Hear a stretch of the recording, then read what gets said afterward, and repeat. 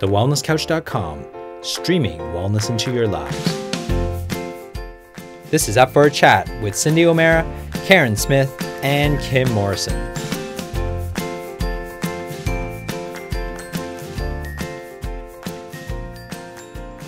Here we are, up for a chat about the hottest topics that are important to you, inspiring you to awaken the change within.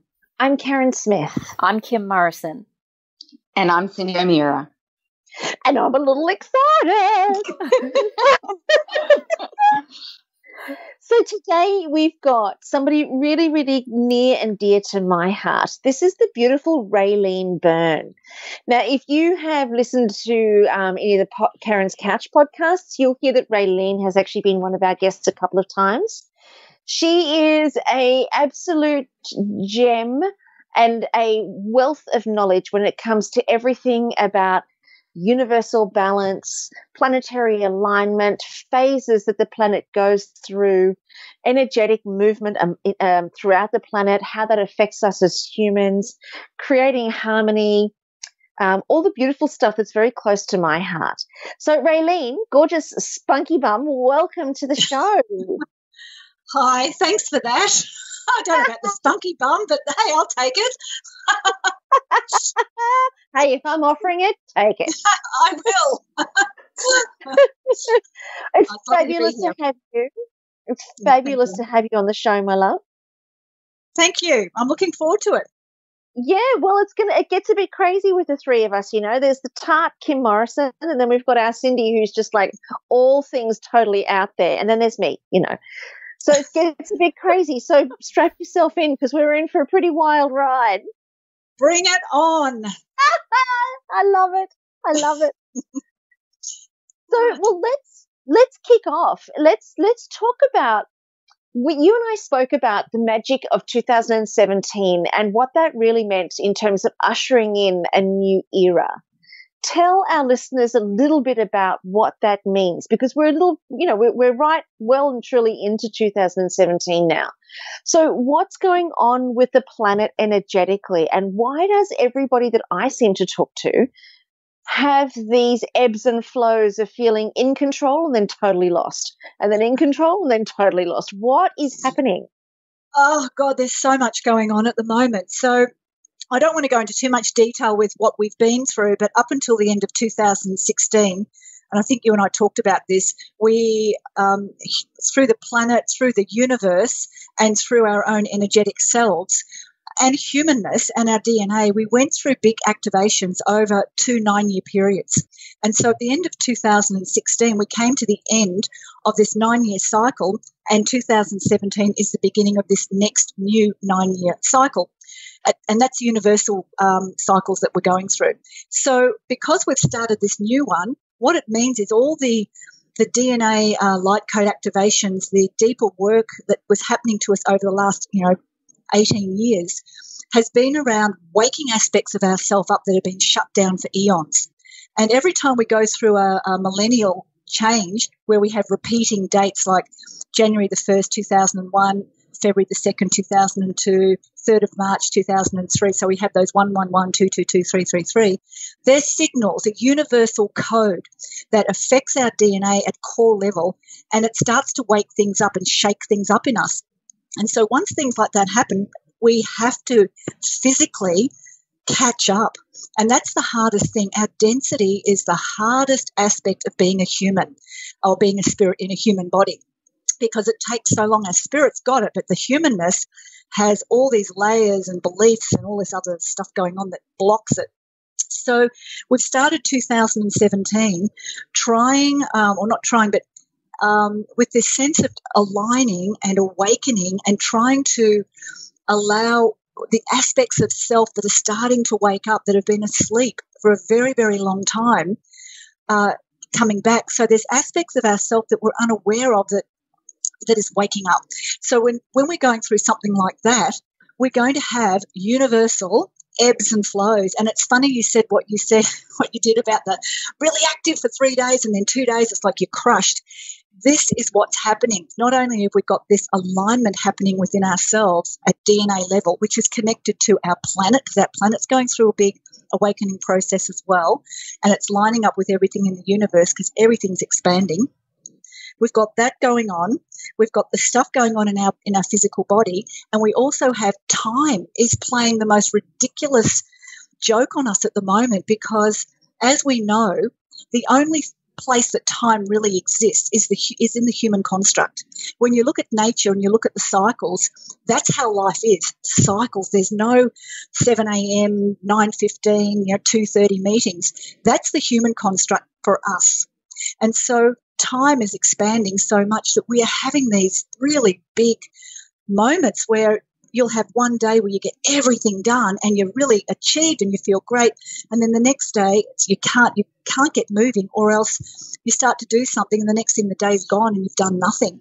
So we're going through a different understanding of what time is, and it's not to do with what's outside of us anymore, it's to do with what's within us. So this 2017, this number one or a universal 1 year is, okay, we've woken up aspects of you. Now you've got to get used to it. You've got to start bringing it to life. You've got to start owning it, and you've got to keep stepping away from everything that isn't you. So at the start of this year, even to now, there's a lot of ups and downs for people because we're still aspects, old things coming up, old beliefs, old habits, old patterns that are up, and it's like we're rolling our eyes into the back of our head and looking at our brain back there and going, what the hell? I thought I'd done this. But again, it's another level of it that we've got to address. So this is a really big year for planting.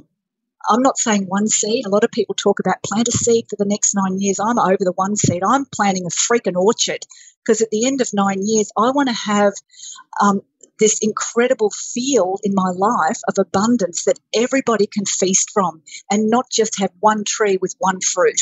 So this is what I'm talking to people this year. It's this expansiveness of self. What else am I capable of? What else is waking up in me? How can I bring that to life? How can I be true to it? And how can I stay in the flow of what's going on? And we are going to have days where we'll go for it, and other days where we're being knocked over. And the days that we're being knocked over is the test. I see it as the test. We're really focused and we're proud of ourselves, and then we got fall over basically. And they're the days where it's within us to say, okay, I can't physically do what I was doing the last 3 or 4 days or the last week.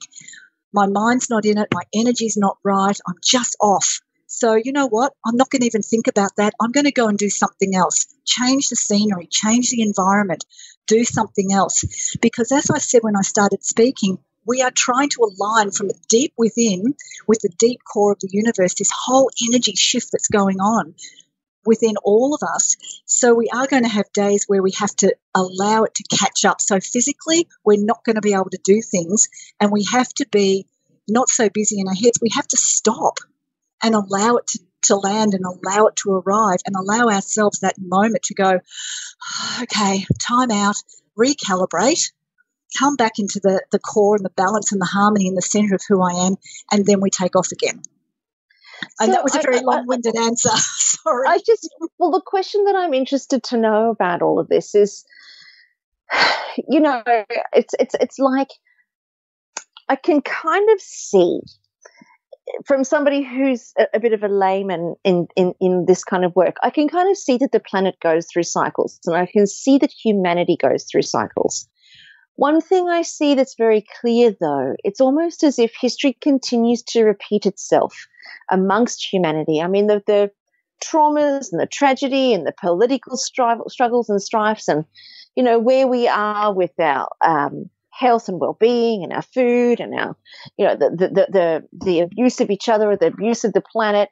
If you look back in ancient Egyptian times, there was, obviously we were less evolved, but it was a similar kind of cycle that was playing out.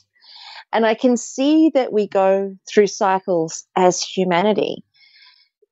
But what fascinates me is that the earth is a living construct, or not construct, but a living piece of existence.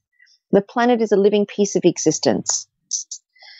and things grow from it, and we feed from it, and it's our home. And it fascinates me that energetically the planet goes through its own energetic cycles, which then obviously affect the energetic cycles of the humans who are living on it, feeding from it. And the same with the animals who are living on it and feeding from it, and then the humans are feeding on them. To me, it's incredibly fascinating, and it makes sense. It makes sense that there would be cycles. What is it that drives those cycles? Do you have a theory on that? Well, I believe in a universal intelligence. So, some people call it source, some people call it God, whatever people want to call it. I believe there is this incredible intelligence that had a vibration and a frequency that birthed things. And I mean, I'm not going to go into that. That's a whole big tangent, that one. That's huge. But what we're doing is the cycles that we're talking about. Yes, you're right. The earth goes through cycles. When you actually, if you can visualize or imagine in your head, our solar system. So we have the sun and we've got the planets, and they all, orbit around the sun. Well, our sun is a tiny little speck in another huge system orbiting a planet called Alcyone, which is in the Pleiades star system. And that's got a 26,000-year orbit. So this is where the cycles come in. We've got our daily cycle, our moon cycle. We've got the 365-day cycle around the sun. Our whole solar system has a 26,000-year cycle around another sun in Alcyone. And then that particular system is on an arm of the Milky Way. And in the center of the Milky Way is basically what they call the galactic center. And there's these arms coming out from it. And this is massive. And that particular little band of energy, or that little band of Milky Way that the Earth is a part of, that has a 225 million year cycle around the center of the universe. So everything there's some intelligence that's working this. I don't understand why it's like that, but it's a way of evolving. And every time in our human life, our Earth is a living being. It's a living, breathing, expanding being. And in its journey, it has 5,125 year cycles. And this is what the Mayans have mapped out. And their calendar is the most accurate that exists still today. They have the 13 moons, the 13 months of the year. They go by the full moon. So their cycle is 5,125 years, and then it flips. And then we start another 5,125 year cycle. And Greg Braden talks about this in his book, Fractal Time. Everything goes in cycles. But what happens when we're going through a cycle, and it happens in our life, we know it for ourselves as well. And so if it's happening for us, it's happening on a bigger scale. We go through a cycle, and when we come back to that point where it feels like, I've done this before, we actually don't come back to that original point. We've come back at a space above it. So it's like looking at a slinky. If you stretch a slinky out, it's all the circles, and they don't ever quite meet. And that's what it's like. That's how the cycles work for us. It's this evolution, going to the next level of awareness, or the dimensions, or other frequencies, basically. So we've got this constant thing. It's how we grow and expand. And that's the only way I can really explain it, because it's something that's inborn and inbred in us, and it has its own wisdom.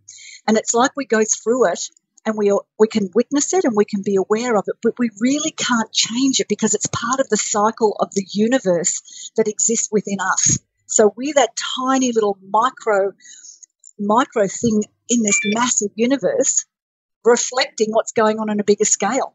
But we're more immediate because our cycles are so tiny compared to what we live in. Does that make sense? Yeah. I think Yeah. it's fair to say that I think we are quite little, and we're quite no, I wouldn't say insignificant, because then I'd love to ask you, on the other hand, how we, as mere mortals on this little planet in this time and right here, Raylene, how we can impact the world, or how we can impact our presence, or what does it mean then? Why are we here then if we're that little? Well, this is the thing. It's our soul experience. So if you look at the bigger picture, the humanness of us is a vehicle. All it is, it's a carrier for something that's incredibly enormous and incredibly magnificent. But as I come back to what I said before, through our human conditioning, over eons and eons of time, those aspects of us that were really, truly, incredibly big and able to do all sorts of things were shut down systematically, eons after eons after eons. So that's why when you go to science, now quantum science talks about this, that they can account for 5% of our DNA. They know what 5% of our DNA does, and the other 95% is considered, inverted commas, as junk DNA. Now, that does things to my head when I see that, because I go, 95% junk DNA, crikey, there's 95% and they don't know what that is, what it's capable of. Who the hell are we? What are we truly, truly capable of doing and achieving? So our little soul, that little aspect of divinity, has its own journey, and it could have, I'm going to sound a bit crazy here, but it could have been on different star systems, it could have been anywhere in this huge galaxy or galaxies that we're involved in. But we've come to this human thing because there's one thing about being on earth, and that is feelings.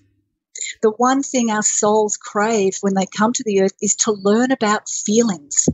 So when we decide to create our blueprint to come onto planet Earth to understand feelings, it's part of our soul's eternal journey. You've got to remember, a soul isn't something that exists for one lifetime. It's eternal.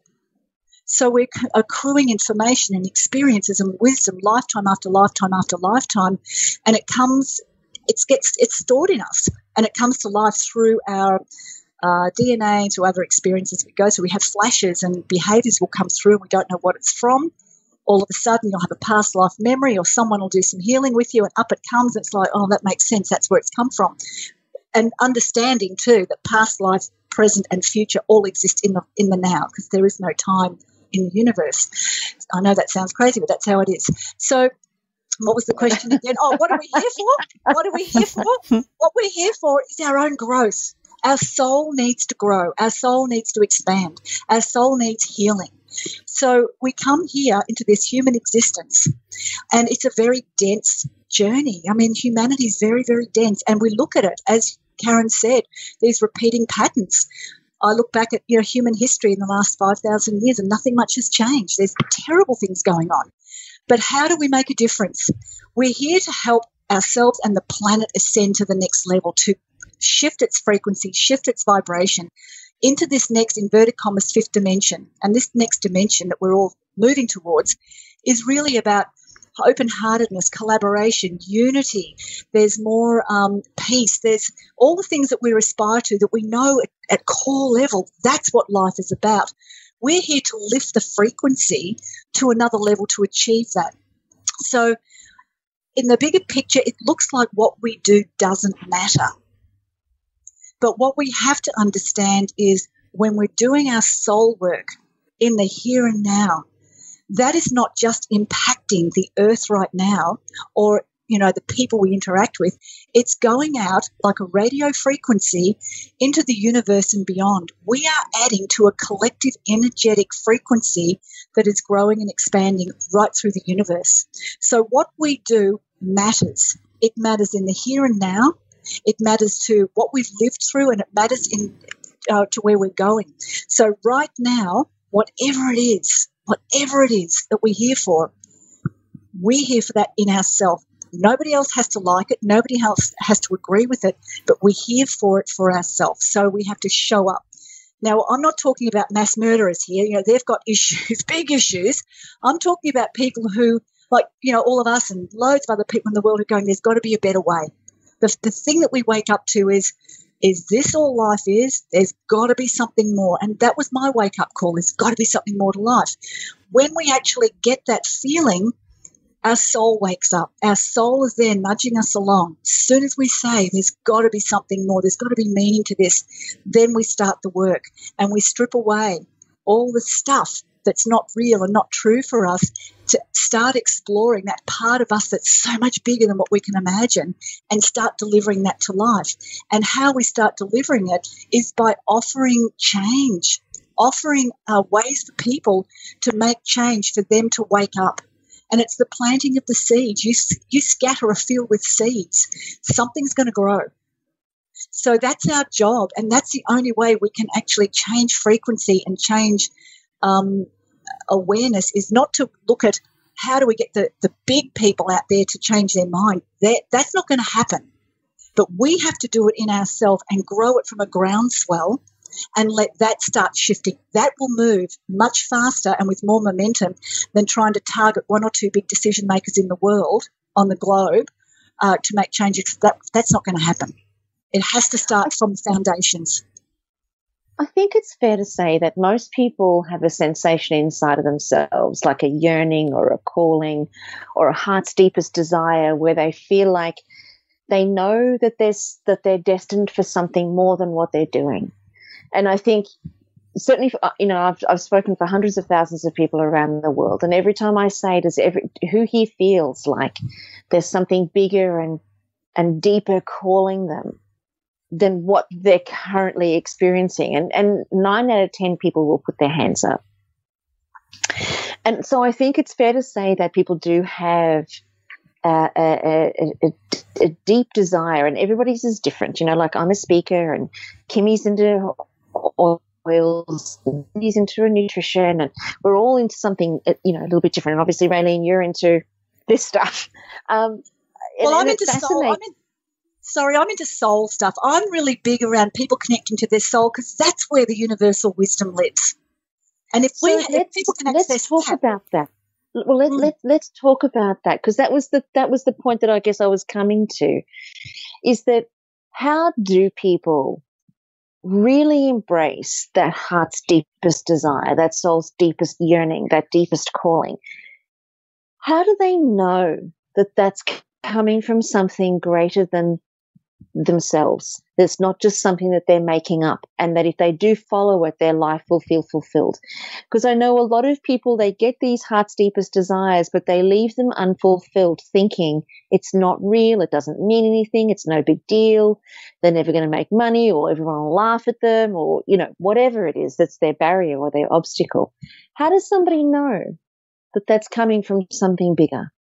Okay, so what you're talking about, what you've just described, is ego. When you've got a heart calling or a heart yearning, or there's this deep, and I want to say it comes from discontent. There's something, people wake up, they're going through life and it's just not right. They're uncomfortable. There's a discontent, and they start the questions. There has to be something more. That's the first port of call. There's got to be something more to life than what's going on. What am I doing? I can't keep doing this anymore. This is just, what's the point? So they're the questions. But what happens, the ego or the inner critic or the inner judge, will kick in, because it doesn't want the soul to run the love, or it doesn't want you to be tapping into the soul, because it's so expansive. So I'll explain it to you this way. You might get it. The people listening might get it. So you've got to visualize a big paddock. So look at a paddock in your mind's eye paddock, and there's all these rolling, undulating hills in the background. It's very New Zealand, Kim, what I'm looking at.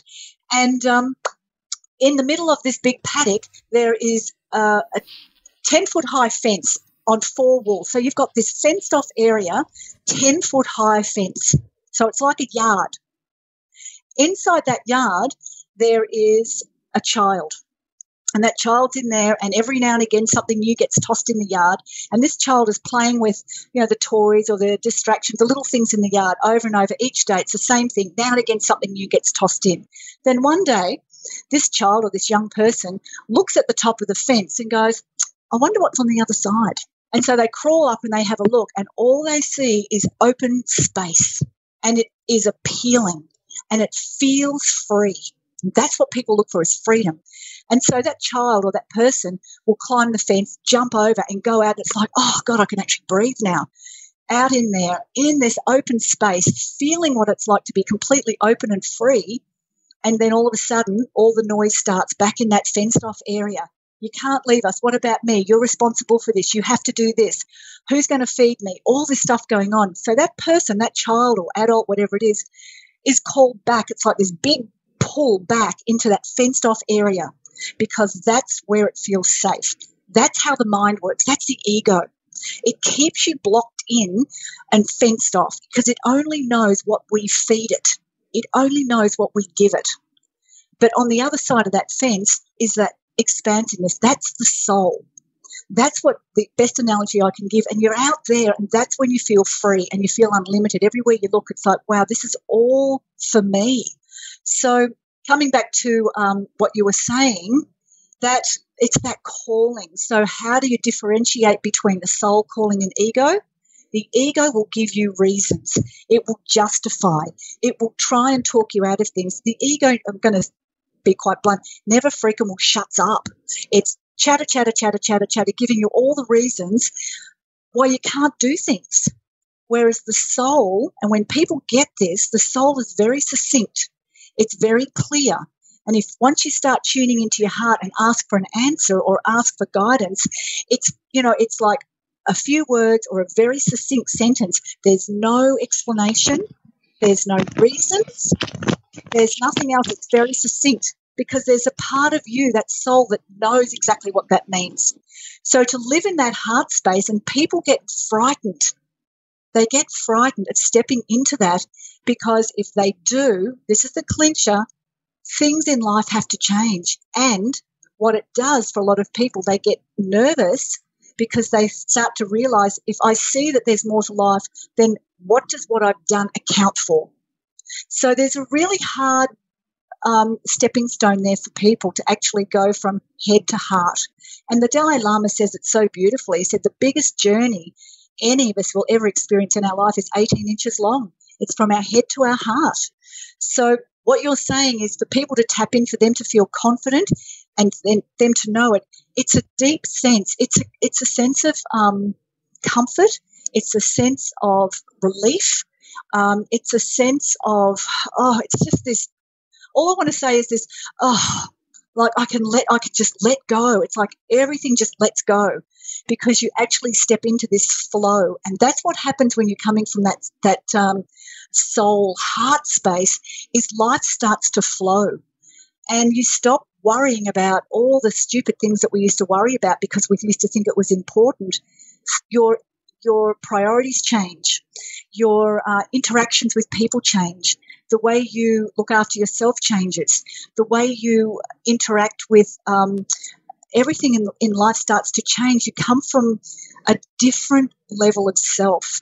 It's like once the door opens, it can't ever be shut. And I always say to people, when people want to start working with me, you know what? We're going to open some doors here, and once they're open, you can never plead ignorance. You've just got to keep going. So that's sort of what I think you're asking me, is that how do people negate, what if it's not real?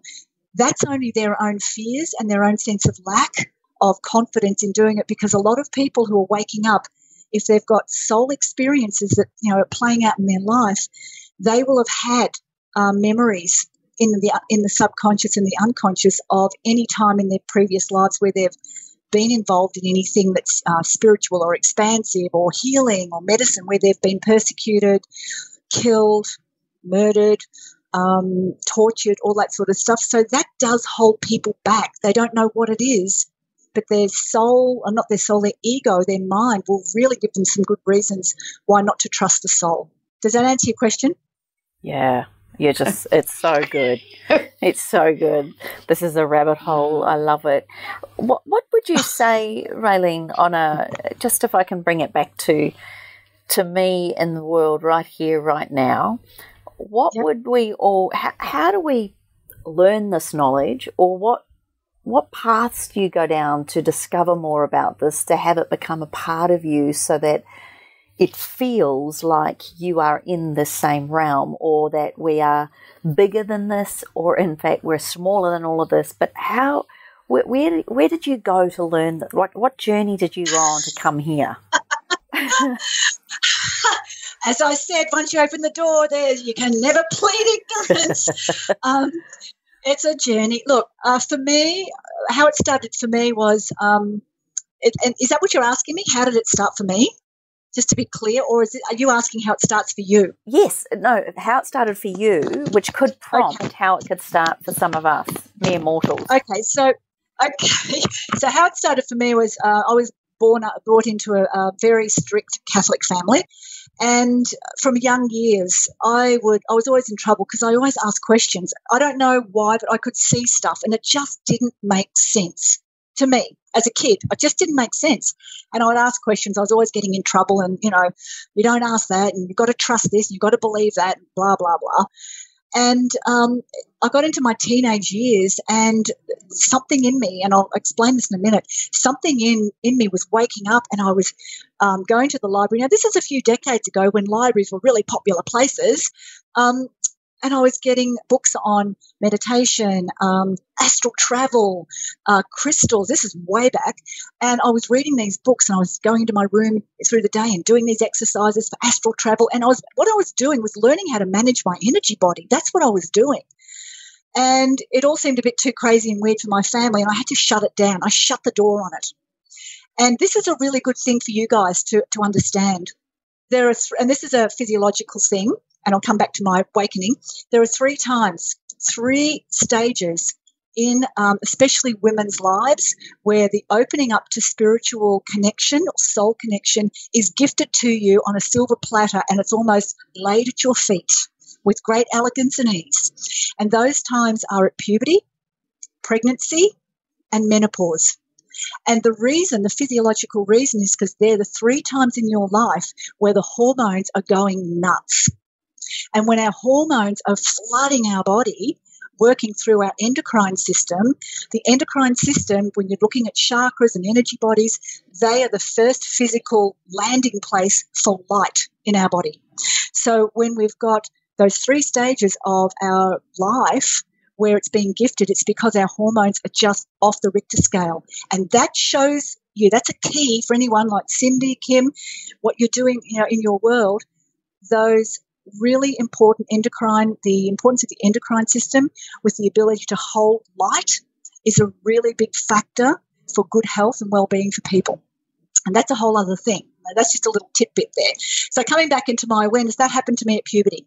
And then I finally finished school, and I thought, I can't live this life. This is just too restrictive. So I jumped on a train and went to the other side of the country and started, reading about nutrition and having some pretty interesting interactions with people, and unaware that my life, I was actually following my intuition about I can't live in a city. I have to move. I have to travel.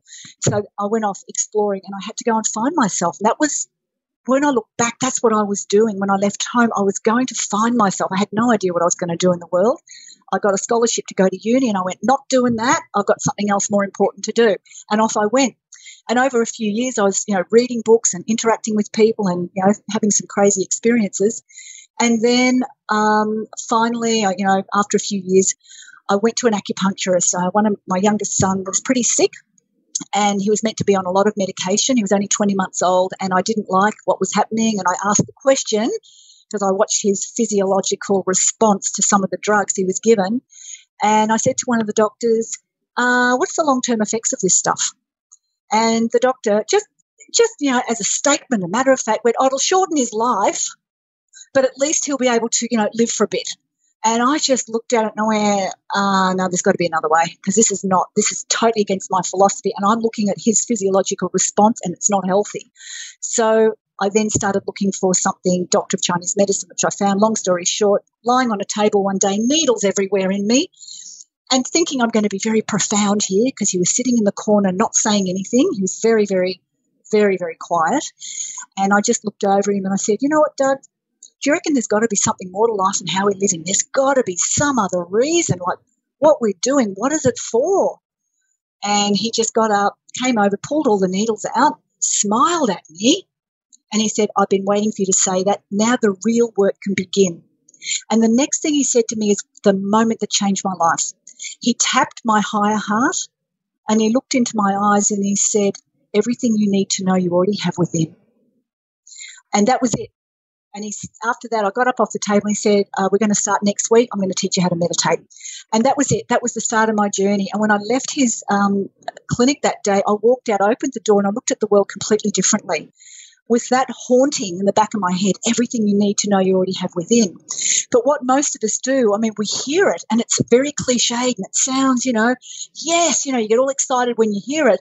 But the reality is we doubt it. We can't believe it. And so we then go, I know I did, every workshop I could find, seminars, courses, live-in trainings. I did everything. I've got a folder full of things, accomplishments that I've made, achievements and diplomas and all that jazz. And it really brings you, when you've done all of this, it brings you back. After a few years, you start hearing the same stuff over and over and over. And when you actually know that you're there is when you actually hear there's nothing new on the planet. There is absolutely nothing new on the planet. All this new age stuff I see as KNEW, new age. It's all recycled, rehashed, rejuvenated, reinvented, and everybody is adding their perceptions of what they think is going to make something better. And that's great. It's all different frequencies and vibrations, and people need to hear things different ways. But when you actually get it, there's nothing new on the planet, then you actually start turning within. And when you start to turn within to get that journey within yourself, it's that how do we put this? You go within. It's starting to have a language, understanding the language of your soul and understanding how to listen and deeply listen. So the language of your soul, the starting point for it, this is how I feel and see it, and it works for me, is our emotions and feelings. I see them as an energetic sensation, and it rises within us when things trigger us. And what we've learnt to do in our human existence is have a feeling rise up or an emotion rise up, and straight away, bang, we label it, which all of a sudden it shuts it off, and then it becomes a mental process. Most people on the planet live their feelings through mental processes. They don't actually feel them. We shut them off. We cut them off. When you actually allow those energetic sensations, feelings or emotions to rise without labeling them, just to allow that energy to move through you, it will always leave a residue of wisdom, because it's your soul showing you something, opening some deep information for you to navigate life and understand, why is this going on around me? Okay, I've got this feeling of something's really triggering me. I'm going to sit with this, allow the feeling to come through, not label it. What's it about at the end? And you always get a beautiful, clear answer, and you're not hanging on to the energy. Most of us are walking around up to our neck with bubbling feelings and emotions that we've never fully released. And now and again, when you do explode, everything has a chance to finally, burst out of you like a volcano. So to start the journey, as I said, you've got to start going within. Now, some people do it through meditation. They do lots of, hour here, 2 hours there. I've done all that. I don't believe you need to do that now. Things are much faster. You can actually sit in and 5 minutes, 10 minutes here and there. Nature is one of the best things we can do for wisdom. It's always reflecting to us what we need. It's my first place to go when I need answers for anything. Sit in nature and be with myself. So it's the journey within, and also that deep listening. Most of us on the planet, most humans, we hear stuff, but we're not listening. We're hearing, but we're thinking about what we need to say. So we're not listening. And listening isn't just the words that are being spoken. When we're doing the deep listening, we're feeling, we're seeing, we are hearing, and there's a sense of knowing. It's much deeper. It's like those 6 senses of us are all engaged as well. It's more expansive. Deep listening is expansive. So, Raylene, can I just ask you a quick question? A lot of people find it very challenging to meditate. And I get that, we're on a short time frame here, Yep. so you're trying to get as much information in as you possibly can. But if you just can you just give our listeners maybe, because if that's one of the first steps, is to be able to do that deep listening and to really pay attention to how we feel energetically, what we're trying to communicate, what we're trying to discover inside of ourselves. Because if that is one of the answers to being able to understand and hear what our heart's deepest desire is, and then answer that calling, what are some really easy step-by-step instructions that you can give to our listeners? Okay. For those that really struggle to meditate, what are some things that they can do? The best thing is the 21 breath meditation. That's the best thing. Give it to all my people who can't do it, who can't meditate. 21 breaths. And this is a really good way to start learning what things mean to you. Pick a word, whether it's peace, calm, relaxation, clarity, balance, harmony, alignment. Pick a word that you're wanting to understand how it works for you. You take a breath, connected heart, just breathe in and out of your heart space. Even putting your hand on your heart physically, it brings you straight there. It pulls you into your heart straight away.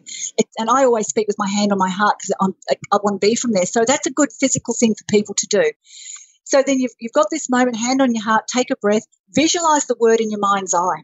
And then these are the words I say, I invite the frequency of that word, whatever it is, calm, peace, tranquility, whatever, to activate within and around me right now.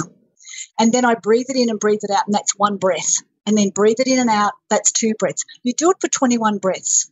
And it's been proven that you do something with your mind focus for 21 breaths, you change your nervous system. And then you start to feel what that is for you. And as you go through your day, because you've activated a frequency that you're paying attention to, you will see it showing up in your life in lots of different ways. And it's just allowing you to have a deeper understanding of where you are with that particular thing. You with me? Yeah, Raylene, can you just tell me what that question, what it was that you said? I asked for what was it? Oh, I invite the frequency of whatever the word is you want to learn about with yourself. I invite the frequency of that to activate within and around me. With your hand on your heart, because you're really going, you're beyond. We're much faster at doing stuff now, but that's a whole other podcast if you want it. That's where we're at now. Where we were is completely different. So that's the first thing. And when people say to me, I can't meditate, that's really hard. 21 breaths you can do anywhere. And I will say to people when they say, oh, look, I can't find time for that. It's like 21 breaths, you're kidding me. So I always say to people, do you go to the toilet every day? Yes. Well, do it when you're sitting on the toilet. 21 breaths. Do you buy a coffee or a juice? Yeah. Wait for do your 21 breaths. I love it. Well, you can relax then, and it's better for you. Or, if you're waiting for a juice or a coffee, by the time they make it and bring it to you, you could have done it. So it's not about, this is the thing, people think they've got to set time aside for meditation. I don't agree with that. I feel we have so many moments in our day where we can go, right, I've got time to do 21 breaths right now. Sitting in traffic, you can do it. So that's one way.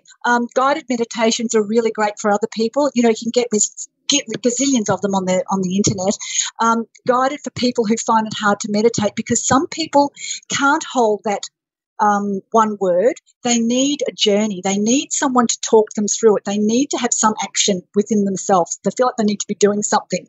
That's another great thing. So get some guided meditations. The other thing is journaling, to start listening, getting that deeper wisdom within, connecting to that. Get a piece of paper in the morning or at night and just write, okay, this is what I want to happen today, and write. Or, I had a really bad day yesterday. I want a different day today. What do I need to do? And you just give yourself 5 to 10 minutes and write. Now, I'm not big on keeping journals. I write stuff out, but when I'm done, I burn it. I never go back and look at it. I burn it. I don't want to hang on to old stuff. But writing things out is another way of learning that deeper communication, because what you're doing is your energetic impulse that's going on in your head, in your brain, becomes a physical reality by the time you write it. You're physically writing something. You've put something in front of you that you're actually connecting to. So that's another thing, journaling or writing, 21 breath meditation, guided meditations. That would be the three things I would say anyone and everyone can do, and anyone who says they have trouble meditating, they haven't tried 21 breaths. Try 21 breaths and you'll be sold. Imagine doing that in nature as well, sitting at the beach or in a tree, under a tree, or, in the park. Like, you could do that quietly without anybody knowing what you're doing. That's to combine nature with that as well would be so powerful. Well, that's, you're right, Kim. That's my thing is nature. I mean, go-to for everyone. A lot of people who live in the cities, and I work in Melbourne a lot, and people don't get out into nature. They're so busy jumping on trams and trains to get to work, all this time commuting, coming home, and they're all on their phones and their computers. There's no time for nature, and they're really disconnected.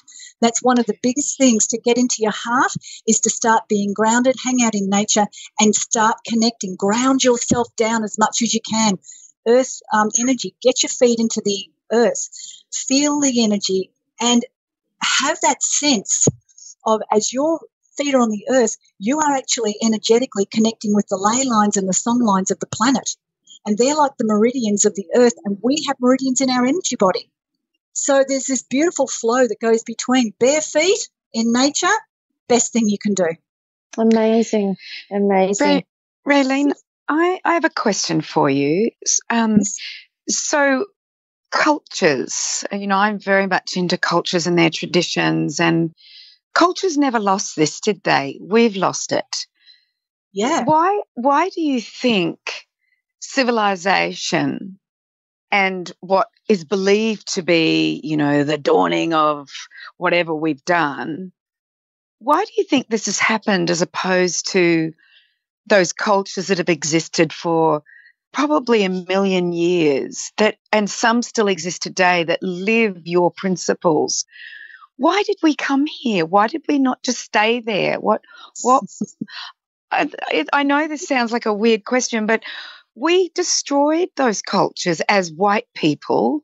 Mm-hmm. We destroyed the Aboriginal culture. Their culture was stunning, and I remember. I could go on and talk about this amazing man, Nathaniel Graham, that I met, and I've met a lot of amazing Aboriginal people who still live their spiritual ways.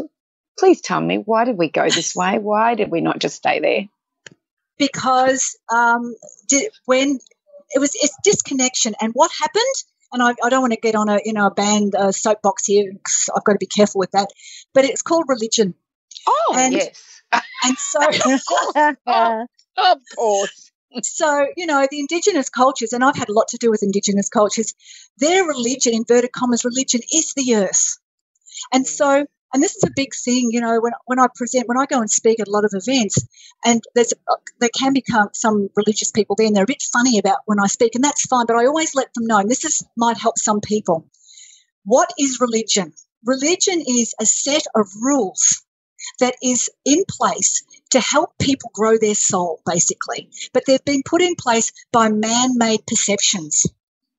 Spirituality is far bigger than that. And what we need to do, people who start living their spiritual life, what they're actually doing is they are writing their own rules. They are creating their own spiritual religion that suits them, that works for them, but they're not making everybody else follow it. So the religious culture, the dogma, that is what stopped a lot of the Indigenous cultures, because it made them wrong. It stripped them of their dignity. It took everything from them away, because their gods, which was the earth and, many other beings and deities, didn't suit the religious model. That's what happened. So Indigenous cultures now, even though they're struggling, more and more people, we're starting to see it. We're starting to look back. How did they do it? How did they look after the land? And as we know, they never owned the land. They were only caretakers. Religion has come in, and religion is about ownership, and it's about power, and it's about separation, and it's about keeping the power in a very small, cocoon at the top, and everybody else is paying homage to it. So there's a disconnect, and if we've been disconnected from the earth, we've been disempowered. And this is why this nature is really big at the moment for people coming back. But saying religion, I think religion has been taken over, and I think science is now has taken over religion. So now we pay homage to, as long as we can prove that, then it's good. But if we can't prove it, well, that doesn't exist. So, that's the way I look at it. Yeah. Well, science is a really big thing, and you know what? I've said this to doctors before when they've challenged me on things, and that's fine. I'm happy to talk to anyone. I've had a couple of doctors say, well, what you're saying, there's no proof. And so I go, okay, so you're in the doctor world, yes. You've been to operations, yes. Tell me what a thought looks like. Tell me what a feeling looks like. We know them, they exist, but what does it look like? How can you prove that someone's having a thought or an emotion? What's the difference? How can you tell? And so it's trying to put it into a context where there are things happening that we can't see and we can't prove, but we know it because we can feel it. So that's sort of another thing about the heart stuff. You know, when we start to feel stuff, it can be real for us. It doesn't mean it's real for anyone else, but if it's real for us, it's our heart, it's our soul, it's our message, it's our wisdom, it's our call to action. And that's why some people have resistance, because they're frightened of stepping into something new or stepping into who they are. I don't know about the other two, but right now I have this very grounded feeling. And I know this sounds really weird, but I do. Just listening to what you've been saying, Raylene, I feel for the first time in quite a few weeks, because I've been very displaced. I feel very displaced at the moment. I actually feel grounded. So I want to thank you for that. And I hope our listeners have really listened to what you've said, because it makes the most amount of sense of what is happening and how we can, create that change. And I know for me, going to the Andes and to the Sacred Valley and to hiking those mountain trails with my two beautiful friends and 12 other new amazing friends was the most enriching 2 weeks for me on so many levels. So nature, you said, grounding. So these are the practical things that we can do to understand our position on the planet, our position in the universe, our purpose for what is happening here. So I want to thank you for reminding, because we know everything, it's all there. We just have to be reminded. Thank you. Oh, you're welcome. Yeah, amazing. Just glad you said about the Andes, because I did the whole thing there, and I actually did some shamanic training there. And the shamans, they're the earth. They're the earth medicine men, and all the stuff they do is of the earth and from the earth. And that one of my greatest liberating things was learning that when you work with someone, it's about you and that person. All the other stuff are props. And the best medicine is earth medicine, because we are of the earth. The earth is minerals. We are minerals. We are of the earth. We are of the stars. We're the same minerals being cycled through the universe over and over. So coming back to that, so the oils, Kim does oils. Cyndi's all about food, minerals of the earth. The oils are minerals. So, and crystals are minerals. So it's all part of this earth medicine that we're all needing to bring us back into balance. Yeah, I love it. What a fabulous podcast this has been. Oh, more than fabulous. Oh, I don't want it to stop. Oh, I want to do this. All right, we're doing the shamanic next. I want to learn about that. Okay, we're having you back. There's no way we are stopping here. Okay. Is that okay, Raylene? I would love to just hear more. Yeah. Yeah, too easy. Anytime. I love sharing information, because if people are ready, you're planting seeds, and those who are ready hear it. Those who aren't ready still hear it, and they don't do anything until they are ready. Exactly. It's all perfect. Exactly.